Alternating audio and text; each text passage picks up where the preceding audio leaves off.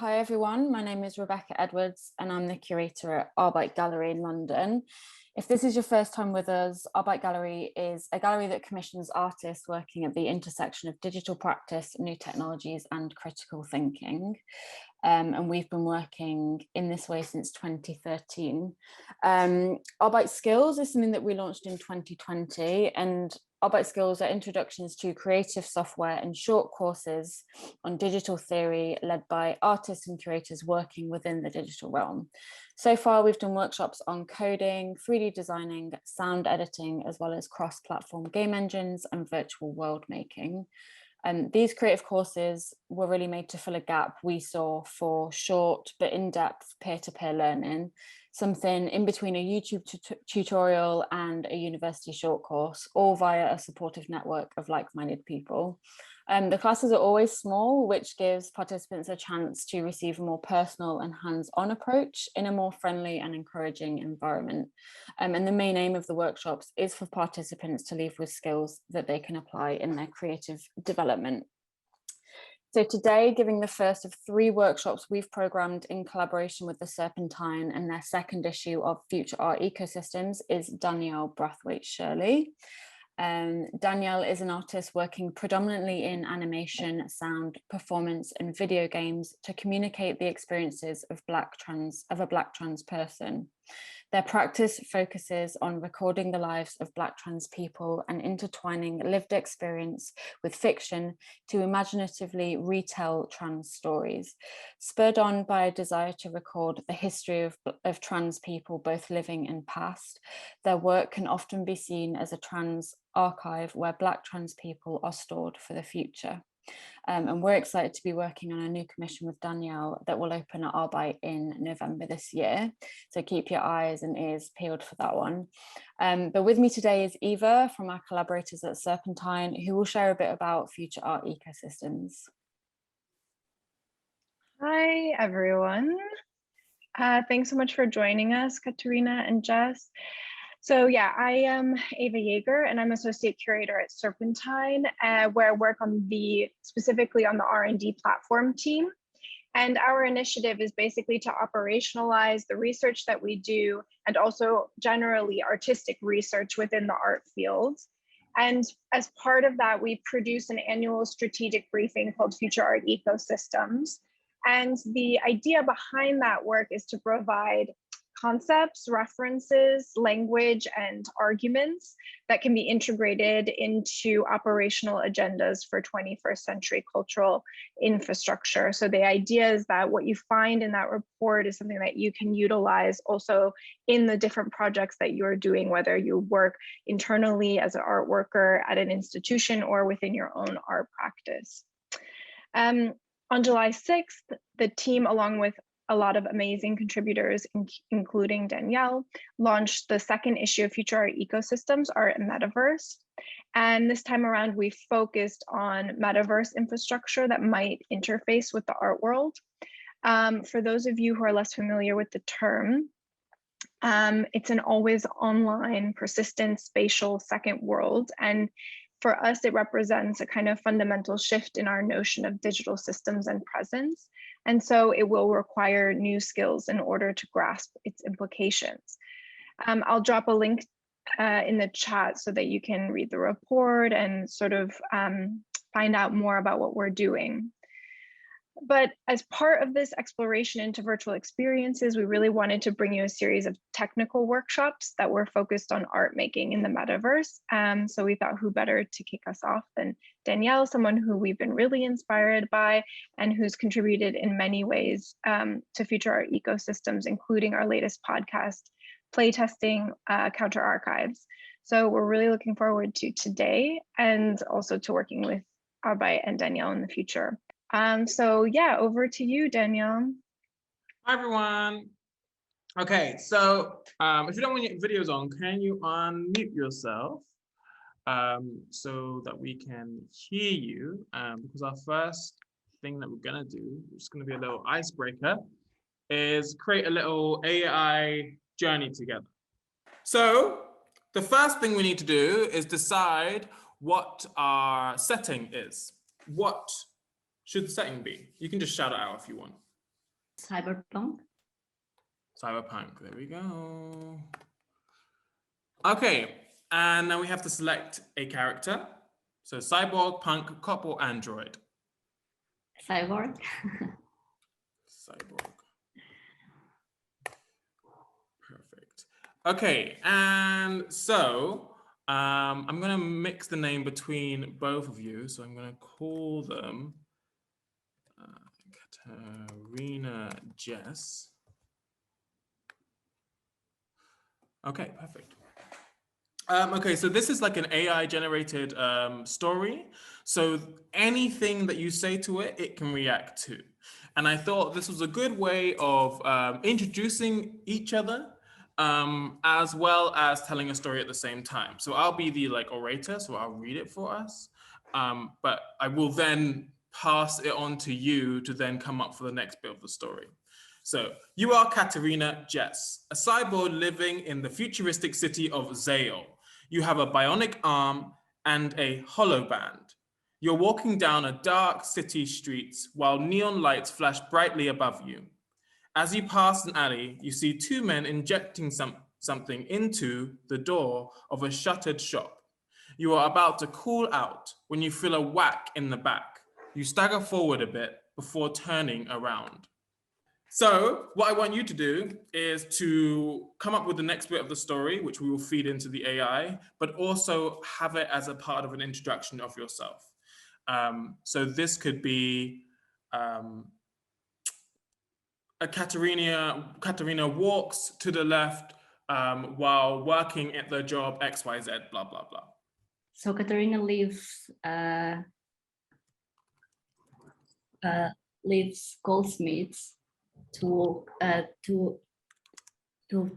into the supermarket to buy food for her new kitten.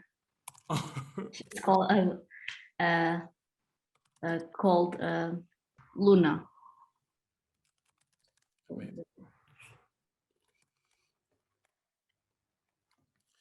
You, Katarina, leaves Goldsmith to head into a supermarket to buy food for her new kitten called Luna. You walk into the supermarket and find yourself face to face with a large group of people, all yelling and pushing each other. Looking around you, you realize what's happening. It's a food riot. Now, Jess, if you'd like to do the same. Okay. So, as an artist, you create some food for the riot.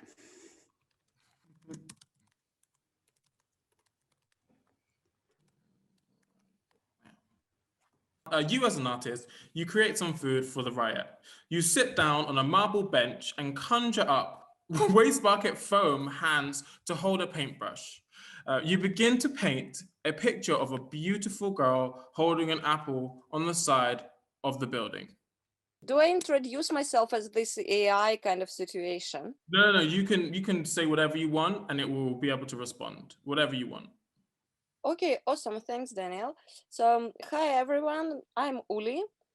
I'm artist. I work with interactive installations and performances. So I mess around a lot with science and technology.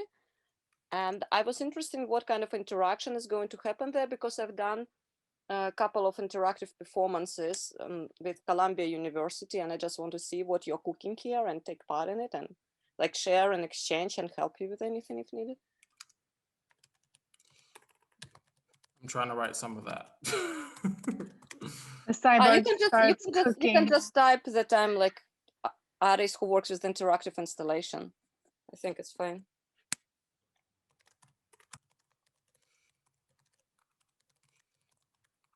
What was I going to say? Installation. You say, hi everyone, you are Uli, you're an artist, you have done a couple of interactive performances at Columbia University, you work with interactive installation. A pretty blonde woman walks over and watches you painting. Hi, I'm Uli, you say, introducing yourself. Pretty good, she says, but you need to work on your posture. Is it like AI gives a response to the phrase that I'm entering? So what the AI does is takes in all the words and it uses the entire internet to generate a response to whatever you're writing into it. Nice one. And I think maybe we can do Rebecca and Eva, just so, because Yuli was late, so you can do a little introduction and then I'll type it in and we can keep it going. Rebecca, you go first. Okay. Hi, I'm Rebecca. I'm curator at Arbite. And I like apples. What? Okay. Perfect. You say, hi, you are Rebecca, you're a creator at Arbite, and you like apples. Rebecca smiles and offers you a slice of an apple, which you happily take. Thanks, you say. I'm glad someone likes apples. Rebecca looks around and frowns. Eva, your turn. Because Ava took all of the apples from a slice of apple. Ava took all the slices of apple. It's so typical of her. And she just walked away with her little dog, who has her little dog whose name is Neo, but also has an alter ego named Daniel. Meow or Mio? Neo, N-E-O. That's a great name for a dog, Eva. Unfortunately, Daniel's with us more often than Neo is. Because Ava took all the apples, all the slices of apples, it's so typical of her, and she just walked away with her dog, whose name is Neo, who has an alter ego called Daniel. She managed to snag herself a slice, you say. Thanks, Liz. I'm still a little hungry. Rebecca takes a bite of the apple and shakes her head. I don't know why you don't like this apple. So I'm going to say, Danielle enters the room and says, welcome to all of you to this workshop. I hope there will be enough apples for all of you and that you can take a slice of something from this space. Okay. So you, Danielle, enters the room, welcome you all to the workshop, blah, blah, blah, blah, blah. Danny, or nickname, walks into the room carrying a paper bag of apples. Sorry I'm late, she says. I've got apples for everyone, but you're still going to eat. Right. So that's just a small introduction. Just hi, everyone. Thank you so much for coming. So short run through of today. So what we're going to do is we're going to look at like a couple of games, and I'm going to ask you to note down some things that you think about when you're looking at the games. So for example, things you like, things you don't like, things that grabbed you, what you noticed. I'll just ask a bunch of questions as you're looking at them, don't worry. And then from that point on, we're going to start thinking about designing our own kind of interactive experience and what the point of that experience would be. So for example, if the point is to make the viewer scared, we would try and think about how we could do that, use like in terms of controller, interactivity, investment of the person investing their own self, so you can like use that to scare them and things like that. So the next thing that we're gonna do is I'm going to post a link. It might already be in the chat. What you're gonna do is click on that link and it will take you to a thing called Gather. So you can put your name in and press enter. I will do it, actually. I will share my screen and do it with you. So it should take you to a screen like this. You can put your name in and don't worry about camera or microphone because we're using the Zoom camera and microphone, so you don't need to worry about that. Just press the join gather. And it should take you to a space like this. If you're in an island, that's just the tutorial to help you walk about, and you can skip it on the left-hand side there's a skip button. So you can press skip. And so here are, I've like collated like a bunch of games and interactive websites, which we're going to look at. And I'm going to give you maybe 10, 15 minutes to look at them. And all I want you to do is note down things that you like and dislike from these sites. So simple things like you don't like the user face, it took too long to load, just things like that. You like the control method, you like the graphics, all that kind of stuff. Just link those. If anyone has any problem also accessing this, just message me or say something, and we'll sort that out for you.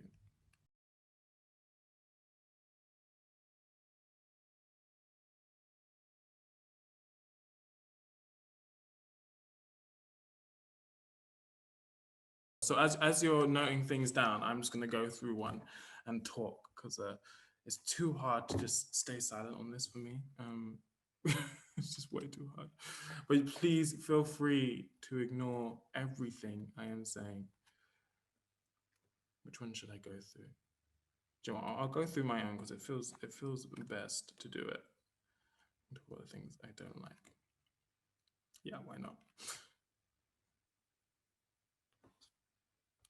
I've muted it, so you won't be able to hear it, so apologies for that. Okay. So my one is the one called Under the Surface. It's the one where you use a ship to navigate around. And I made this when I was thinking about history, essentially like how the sea is an ever-changing landmass, if we think of it as a landmass, which has no ability to hold history on its surface. Every event that happens on it sinks. And so if you try and chart a history of the sea, it's very hard to understand what happened. If you find a relic, it's very hard to figure out what exactly happened to make that relic appear at the bottom of the sea.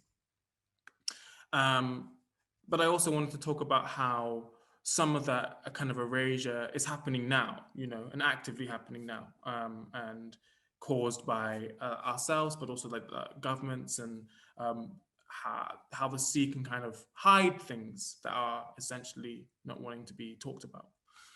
So the first thing you have to do is name your ship. So I'll call my ship the Workshop, obviously after you lot, in dedication to you lot. So the Workshop. So all you do is sail around, and it takes you to like random places and different things happen. It's much better with sound, but there's no sound here. And so here it says, did the gape in less cause a scar? It says, don't trust the words of the ocean. It says, look at your reflection in the water. Can the water hold your reflection above the sea, or do you think it will be buried below the waves? Here's like an image of someone. Very cryptic I am, but these all mean things to me, but I'm not going to tell you. It hides all bodies who fall in. All bodies carried across it. The Workshop, which is your name. What are you doing here? So this character asks, what are you doing? I am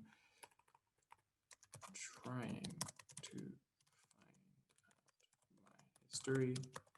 I'm trying to find out my history. And they say, do they know they can help us? I'm not so sure in relation to me. Do you know who this is? And there's no one there.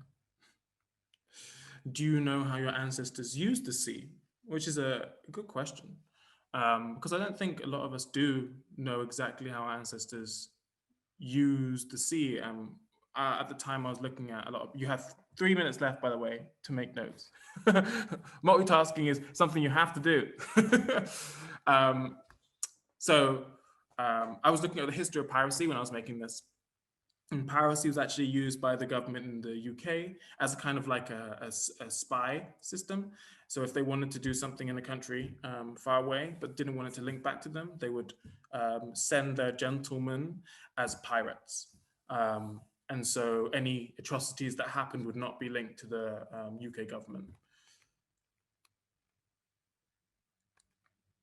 So do you know how they traveled across its surface? Like I don't. Ooh. There's a ship which has no cargo, and I'm sure like you can infer what that kind of means. There is a wound left in the sea. You may have left it there.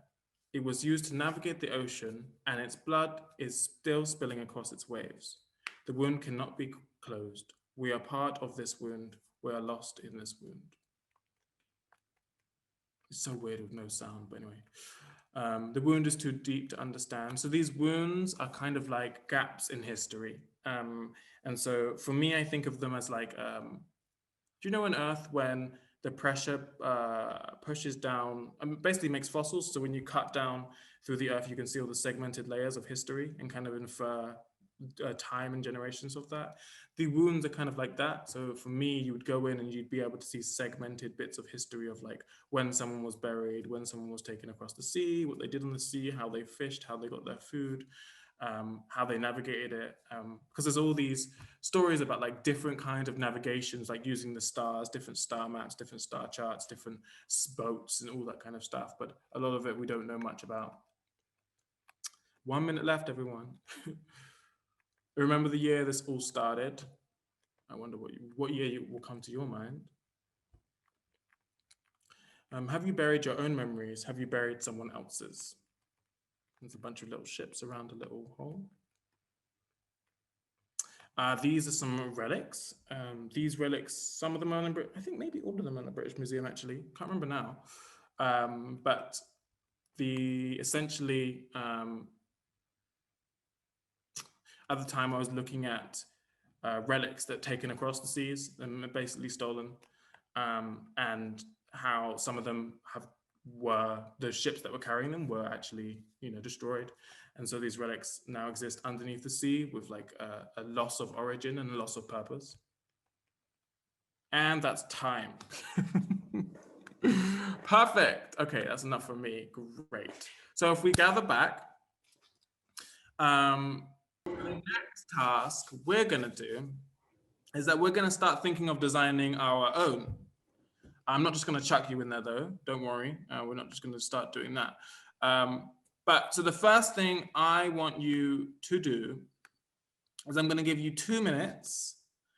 And it's a very short time, but don't worry, I'm gonna give you longer in a sec. But 2 minutes just to write down 20 things that you're passionate about that don't have to do with anything I've just talked about, just 20 things that you have passion about.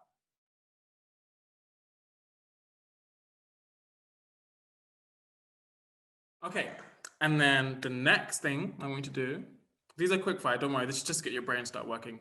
The next thing I want you to do is write down who your community is and 5 things that make them your community. Now your community can be anything from League of Legends gameplay people to people that help you put your sofa in your room. But label who you think your community is and 5 things that make them that community.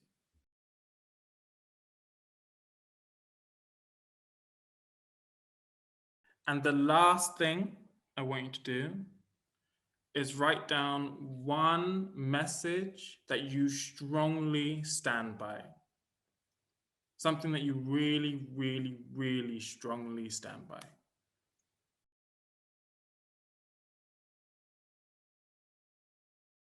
So those will be the foundation of the rest of the workshop. And so the next thing I want us to do is I want you to begin to think of creating a game for that particular community that you all mentioned. So those group of people, you're going to make something, we're going to think of making something, designing something for them. And so I've put a link in the chat. So if you click on the link, it should bring something up like this. It actually brought a window before that said new diagram or load diagram. Press on new diagram and go to blank diagram and press create. And it will save it on your computer like a file. So I'll name it, this is mine. Please ignore my naming system. It's terrible on my computer. And so all this will take you to is a document like this, and we're gonna make a flowchart, essentially, to like plan out this game that we would make together. And so the first thing I want you to do is on the left-hand side, there's this box, this little, just like the square. I want you to click and drag it in and put it in the middle. And so essentially what this box lets you do is like type in it. And the first thing I want you to think about is, what's the first thing that needs to be made clear to your audience? Your audience is your community. What's the first thing you want to make clear to them?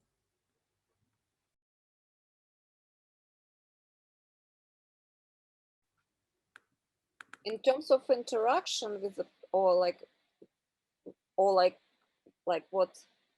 Well, that's kind of up to you, but so for me, as an example, the first thing I'd want to make clear before any interaction can even take place, I would say this is a Black trans space and a Black trans game for Black trans people. That's what I would do, because that's kind of my passion. But it's the thing that hits them maybe before they touch anything. So it's kind of, if you think of it in terms of a movie, it's like the movie trailers get the theme across before you actually get to experience the story. And this is the same thing. It's like the feel you want to get across to the community, the people that you care about. The first thing you want to get across.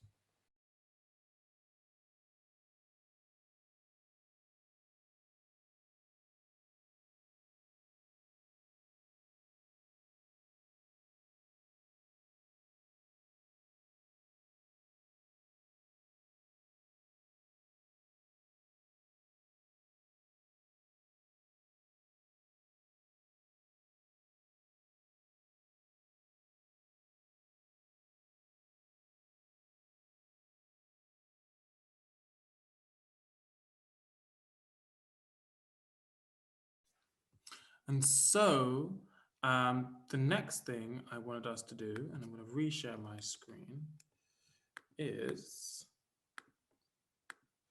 so everyone kind of told us like, oh, people said like, oh, I want to make my game like accessible to everyone, open to everyone. I want my game to be specific, I think Eva said, to those who tried or those who were willing to try, or something like this. I can't quite remember. But now I want us to think about how we do that. How do we make sure that the audience members knows that? How do you convey that? Like how is that message conveyed before you get to the controller? And this is more of like I guess we can like have a little discussion here. Everyone's like, oh. Do you mean how before the game starts, they know that the space is built up for a specific group?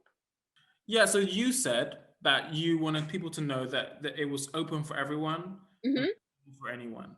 So how would you let them know that? Like, would it be simply like a text for you? Would it be, would you think of like, oh, I would like install it on the walls? If it's a web-based thing, would you say, oh no, it would just be like something very simple, straightforward? Like, how would you let the audience know?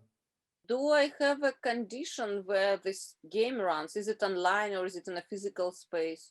It's whatever you want. Like this is completely imaginary, so it can be your wildest dream. What feels right for you? Okay, I think for me, my first thought is visuals. I mean, again, this is kind of assuming that the game is going to be visual and people participating can see. But for me, visuals are probably the first thing that I think about when I think about my community understanding that it's for them or wanting to engage with whatever it may be. So whether it's seeing themselves in the visuals or a style or a color palette that I know is appealing, that for me is quite indicative. And what was your message, or the first thing you wanted them to know? Oh, for me, it was that art is for everyone, and it's whatever makes you feel. So my poorly defined community is people who are interested in the arts who are not in the art world. Mm. My question to you would be like, how would you use images to say that? What would your image be? You know? I would collage images of art, but you know, I wouldn't have like a Mona Lisa and a Rodin, which is because I'm thinking about museums and you know, bringing people who may not feel comfortable in museums closer to art, and so the images of art that I would use would be by artists who work with found objects or artists who focus their subjects on their communities and sharing their stories. So something that typically is not seen in museums, but actually is very emotive and very engaging. And it's kind of art by the people for the people. And where would this image be in relation to the what? Would it be like a splash screen? Would it be next to this game, this imaginary game? Would it be like where would this be? Yeah, I think it depends on what, because I don't know yet what the game is. Like, I don't know if it's a real life thing or if it's a computer thing. So if it's a, you know, like a PlayStation game, that would be the cover. If it is a physical kind of bodily game, it would be an image on the entrance. If it's on a website, that would be the landing page. So the first image, the first encounter. Brilliant. Thank you. Thank you.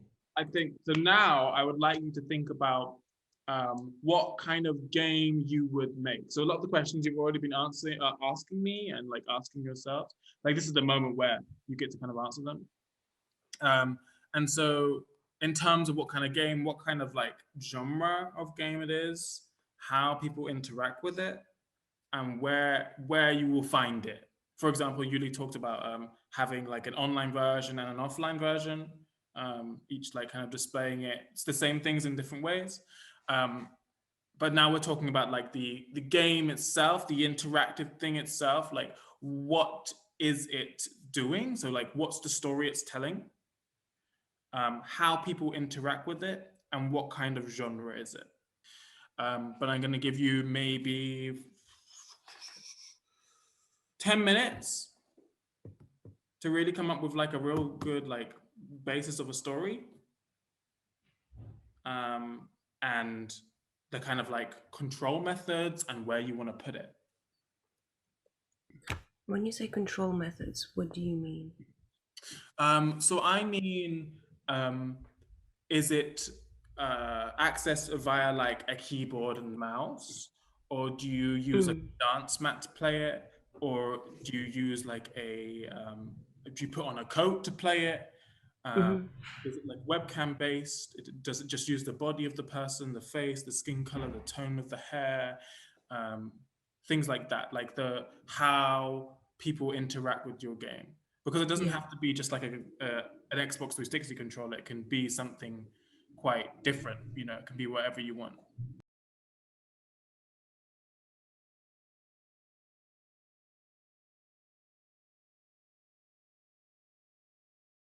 So, so just to also get you thinking about controllers, I'm just going to show you some while you think about that. So here is a little modern day SNES controller. So this you would just play like, there's like arcade buttons, and these things kind of light up. They're really nice to press, make really nice sounds. Good old fashioned motion controls, like a Wii. It's a bit dusty, apologies for that, but this is really fun. Or I've got to turn my background off for this one though.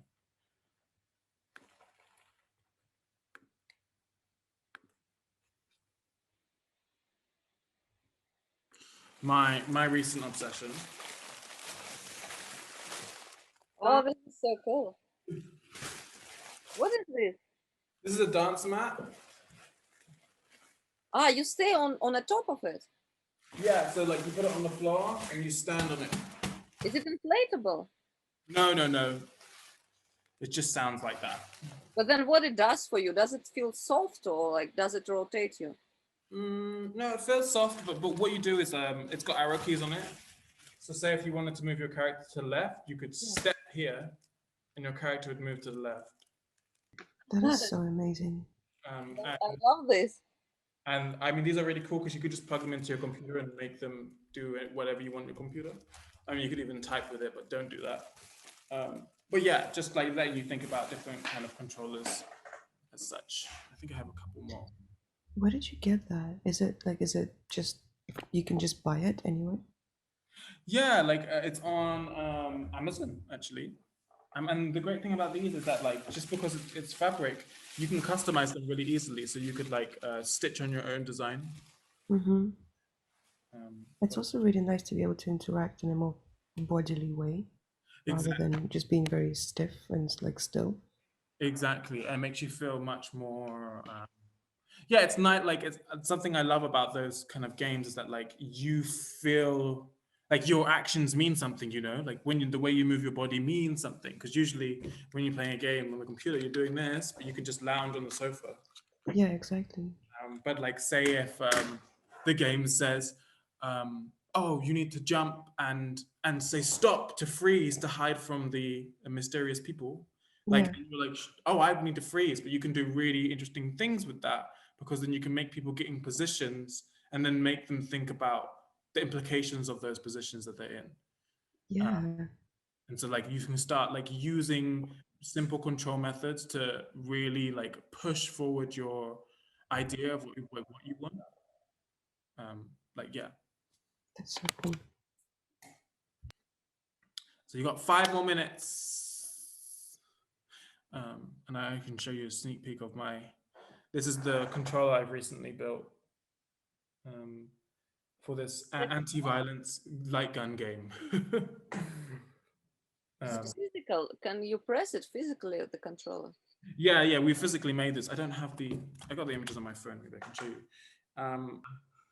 It's so cool. And so like that's to make us, so basically what the aim of this game is the game is to make you excited to pick up the gun. And then as soon as that excitement hits you, we like tell you how bad that excitement is and how bad it is to feel excited about picking up a gun for a game. Because usually guns are so easy to, like a lot of games have guns in them, you know, and it's so easy to shoot someone in the game because you don't think about it. And it feels so good to shoot someone in the game because there's been so many implementation of the same mechanic. And so that's why we've made the gun that's uncomfortable to hold, makes you excited to hold it, and then insults you and makes you terrified of pulling the trigger at any moment. So yeah, that's kind of like how I think in this way. So this is the example of the game, and this is it in action. I love these creatures. Is it like devils from hell? It's launching in September, October, November as part of Airbyte. Yeah, so you'll see it. And so our last activity of the day, the very last one before I leave you to begin your own game studios, is I want you to imagine and flowchart out, but if you want to, in the program that I showed you, which is this one, and I'll show you how to do that. I want you to imagine one audience member playing through the game. And of course, you won't have all the interactions, you won't have all the things that happen. Like they begin the game. The first thing to start the game is, do they tap the screen? You know, do they shove their friend next to them, which is amazing, starts the game? Do they step on the dance mat? And then what's the first choice that they have to make within the game? So for example, I think Kaineva mentioned like creating a character, like that's the first choice.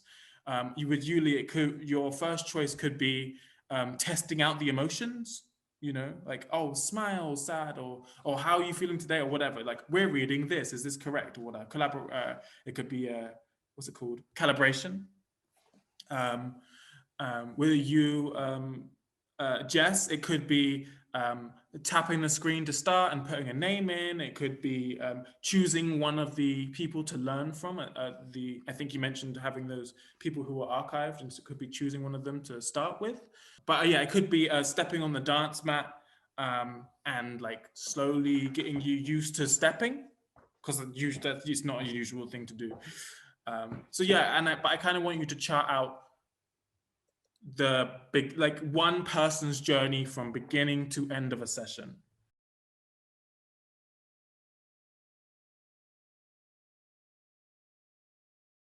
And I'm just going to show you how I kind of do this so you can get an idea of it. Yes, please. And then you can do it. So what I would do is like, and I always create flowcharts. So I'd be like, right, so person enters gallery, and to start the game, they have to pick up controller and pull trigger. And so that's the first thing they would have to do to even start the game. And I'm like, right, so what happens after they pull the trigger? And so what I will do is I'll drag another box here, bam, and I will connect it here. So when you just hover underneath, you get these arrows. And if you click and hold and pull down, you can connect these boxes. So kind of making a little flowchart. And so here you would type, okay, so what happens when the trigger is pulled? Oh, game starts, loud sounds, and introduction to level selection, right? And say, okay, great. So there's introduction to level selection. How many levels are there? Let's say there's 3 levels. Right. So now there's 3 choices to make: level 1, level 2, level 3. So great. So now we have to make 3 of those: level 1, level 2, level 3. And so with you, Yuli, it might be, oh, there's 6 emotions: sad, happy, oh God, I can't list them, upset, anxious, whatever. And so you would start splitting those out. And so, okay, so level 1, what happens when we click level 1? Level 1 is a water level, which tests your reaction speeds, let's say. And say, right, so it tests your reaction speed. So we're doing slow to fast. So if you're too slow, what happens? If you're very fast, what happens? Like, oh, and maybe here it's like, oh, if I'm too slow, you fail and get kicked out of the game. So too slow, fail. And then if you're fast, you succeed and get to select another level. So like something as simple as this, basically, like it doesn't have to be way too in depth or anything, but just kind of charting out what choices are available and what happens when those choices get made. Does that kind of make some sense? Okay, cool. Ask me anytime, anything. Don't worry. It doesn't, and you don't have to do it like this. It doesn't have to look as like this. But this is just kind of how I usually map them out. But something I also find helpful is I also map out interactions with physical spaces like this as well. So I do like, right, someone enters the gallery, what's the first thing they see? If they look on the left wall, what do they see? If they look on the right wall, what do they see? If they watch the video, how do they feel? If they don't watch the video, how might they feel? So I also map out like actual physical interactions like this just for my head. But yeah, that's me rambling enough. And as you're doing that, I'm just gonna quickly just show you some examples of these that I've made. You don't have to look at these, just in case that you wanted to see an example of one. But this is an example of one of my new works I have made. And you can see the flowchart is actually kind of a bit wild, but not too wild. But basically it has like, you know, I kind of put like, right, so the GIF in text is the thing that like explains who it's for. Then there's a splash screen, which is looped until you press a button. So it's like what everyone's can leave on. And then this is a video-based game. So like you have to, it's just it plays a video depending on what your choices are. And so I put like, okay, so there's the first choice, what the text is of the first choice, and what happens if you choose each of the first choices. So the first choices here are who are your ancestors, and the options are colonizer and those that were carried across the sea. And then you see it's kind of like splits out into like different experiences of who's picking what and what's happening. And some videos are the same, but some videos are not. This is a different diagram. Wow. Sorry. Which is kind of I made this interview game where you could interview different people. And so these are people that you could interview. And it was quite a simple one, but you would get different answers based on what question you would ask them. And this didn't end up getting made like this, but this was like my initial idea. And if this loads, right. And this was my initial one for that ship game I just talked about. This was my initial kind of mind map / flowchart. So when I'm trying to plan things out, I use flowcharts just because it makes sense in my head, but often like they change a lot, and I use them more as like a mind maps for like themes, what I want in there, what I don't want in there, what I'm trying to figure out how to put in there, just to get everything kind of out and down, so that then later on, oftentimes later on, things that I just want in there become choices much later on to the project, because you've made the foundation to do that. But yeah, so this is kind of the aesthetic that I was going for over here, and then these were my initial renders of the aesthetic, and kind of like the horror themes I wanted, blah blah blah blah, the kind of glitch themes I wanted here. And they're very loose, like, right, so there's a ship encounter, what happens? I just kind of want this theme to be here. You know, there's a glitch world where I want it to look like this, etc. Blah blah blah. So those are kind of like why I love flowcharts. But that's it, everyone. Thank you so much. But I really appreciate everyone coming, and I hope that you can take something away from this. Yeah, thank you so much. Just like, thank you so much. There's a bunch of stuff coming out soon, so I will send it around to you. But yeah, thank you so much, and have a lovely day. And that's it. Thank you. Thank you. Thank you. Have a good weekend.